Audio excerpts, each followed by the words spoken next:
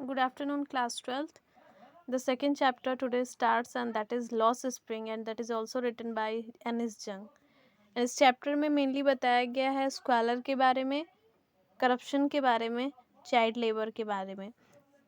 तो इसमें दो करेक्टर्स हैं. फर्स्ट दैट इज़ साहब एंड द नेक्स्ट जो है मुकेश. तो सबसे पहले साहिब के बारे में बताया गया और दोनों से को रिलेट करके चाइल्ड लेबर के बारे में बताया गया. दोनों की कंडीशन डिफरेंट है, दोनों के रीज़न डिफरेंट है कि वो पावर्टी में आए हैं, लेकिन जो मेन उनका जिसमें वो इन्वॉल्व हैं वो है चाइल्ड लेबर. मतलब चाइल्ड लेबर क्या होता है? चाइल्ड लेबर का मतलब होता है अंडर 14 के जो बच्चे होते हैं और वो काम करते हैं, जैसे मिल्स में, फैक्ट्रीज़ में, कुछ ऐसे प्लेसेस पे काम करते हैं जो उनके हेल्थ के लिए इंजरियस हो और जो उनके मेंटली और फिज़िकली, क्योंकि अंडर 14 में जब रहते हैं तो उन जो मेंटली और फिज़िकली वो डेवलप होते हैं. तो अगर उनसे काम करवाया जाता है तो वो पूरी तरह से डेवलप नहीं कर पाते हैं. तो इस वजह से इसे चाइल्ड लेबर कंसीडर किया जाता है और अंडर 14 बच्चों से काम नहीं कराया जाता है. लेकिन यही चीज़ यहाँ पर दिखाया गया है कि इंडिया में अभी भी ये सारी चीज़ें विजिबल हैं और वही चीज़ एनिस जंग ने दिखाया है इस एसे में.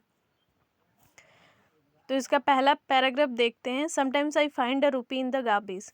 तो इसमें बहुत सारे डिवाइसेस यूज़ किए गए, बहुत सारे फिगर ऑफ स्पीच यूज़ किए गए जो मैं क्लास में बताऊंगी, और बहुत सारे इसमें पर्टिकुलर वर्ड भी आए हैं जो मैं आपको क्लास में बताऊंगी. Why do you do this? I आज साहब whom I encounter every morning is scourging for gold in the garbage dumps of my neighborhood. आई यहाँ पर है नरेटर, और नरेटर क्या करती है? साहिब, जो मैंने बताया कि दो करेक्टर हैं, दो बच्चे हैं जो अंडर 14 हैं, तो साहब से पूछती है कि तुम ऐसा क्यों करते हो. वो माई एनकाउंटर, तो जिसे वो देखती है, मैं देखती हूँ, बताया उसने कि जिसे मैं देखती हूँ एवरी मॉर्निंग, डेली मैं उसे देखती हूँ मॉर्निंग में, कि स्कॉर्जिंग. स्कॉर्जिंग का मतलब होता है लुकिंग फॉर, ढूंढना, कि वो ढूंढ रहे होते हैं गोल्ड. क्या ढूंढ रहे होते हैं? गोल्ड ढूंढ रहे होते हैं इन द गार्बेज डम्प्स. और वो भी कहाँ? गार्बेज, कूड़े के ढेर में. डम्प्स, ढेर में, कूड़े के ढेर में वो क्या ढूंढ रहे होते हैं? तो वो गोल्ड ढूंढ रहा होता है. तो वो डेली उसे देखती है narrator. Of dumps neighbourhood Saheb left his home long ago. और जो साहिब है वो बहुत साल पहले ही अपना जो घर है वो छोड़ चुका था. Set amidst the green fields of Dhaka. और ये कहाँ था उसका घर? ये ढाका के ग्रीन फील्ड्स के बीच में था. ढाका मतलब बांग्लादेश. और ये बात किस कंट्री की हो रही है? तो इंडिया की बात हो रही है, और ये बांग्लादेश से आया है. तो साहिब जो है वो रिफ्यूज़ी है. रिफ्यूज़ी मैं क्लास में बताऊंगी कि इस वर्ड का मीनिंग क्या होता है. तो अभी आप जान लीजिए कि जो साहिब है ये करेक्टर रेफ्यूज़ी है. His home is not even a distant memory. और उसका जो घर है वो ढाका में है, तो बहुत ज़्यादा दूर की मेमोरी नहीं रही है. There are so many storms that swept away their Phil's homes, his mother tells him. और उसकी जो मदर है वो उसे बताती हैं, क्योंकि वो बच्चा है तो उसे बताती हैं कि बहुत सारे स्टॉर्म्स आए, बहुत सारे तूफान आए, that swept away their fields and homes. जिन्होंने क्या किया? उसके फील्ड्स को और उसका जो घर था उसे बहाकर ले गए. मतलब जो उसका घर था वो डिस्ट्रॉय हो चुका था, ये उसकी मदर बताती हैं. That's why they left. और इसीलिए वो वहाँ छोड़कर यहाँ पर चले आए. Looking for gold in the big city where he lives. और अब वो क्या करता है? गोल्ड ढूंढता है बिग सिटी में, इतने बड़े शहर में वो क्या करता है? गोल्ड ढूंढता है. वेयर ही नाउ लिव्स, जहाँ पर अभी वो रहता है. I have nothing else to do he matters. और यहाँ पर गार्बेज का मतलब क्या है? एर्नी यूज़ किया गया है, फिगर ऑफ स्पीच, कि गार्बेज में कभी गोल्ड नहीं मिल सकता, ये बहुत ही इम्प्रॉबेबल थिंग है. तो इसलिए इसमें बताया है कि वो गोल्ड ढूंढता है गार्बेज डंप में, और इस वजह से ये चीज़ दिखाया है कि दोनों में irony figure of speech use किया गया है.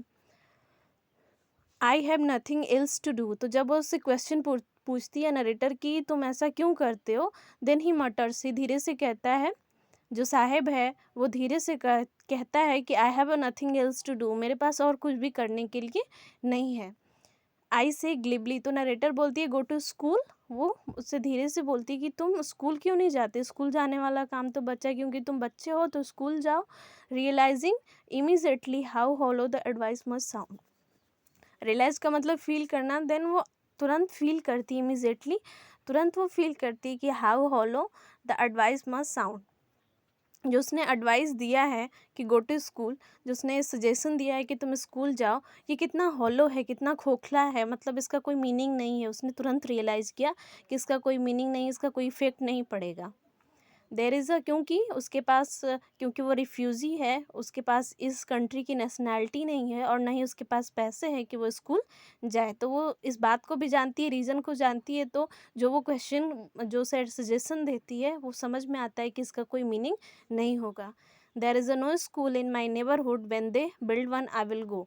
तो साहब बोलता है कि मेरे नेबरहुड में, मेरे पास आस पड़ोस में, मेरे पास में कोई स्कूल नहीं है। When they build one I will go, तो वो बोलता है कि जब कोई बनाएगा कोई नया स्कूल तो मैं स्कूल जाऊंगा। If I start a school will you come, I ask half joking. और उसके बाद जो नरेटर है वो पूछती है हाफ जोकिंग, थोड़ा फ़नी वे में पूछती है कि इफ़ आई स्टार्ट स्कूल, यदि मैं एक स्कूल स्टार्ट करूं, विल यू कम, तो तुम क्या इस स्कूल में आओगे? ये नरेटर पूछती है साहब से। एंड साहब क्या बोलता है? ही सेज यस, वो बोलता है कि हाँ मैं ज़रूर आऊँगा। स्माइलिंग ब्रॉडली, स्माइल करते हुए बोलता है कि हाँ मैं ज़रूर आऊँगा।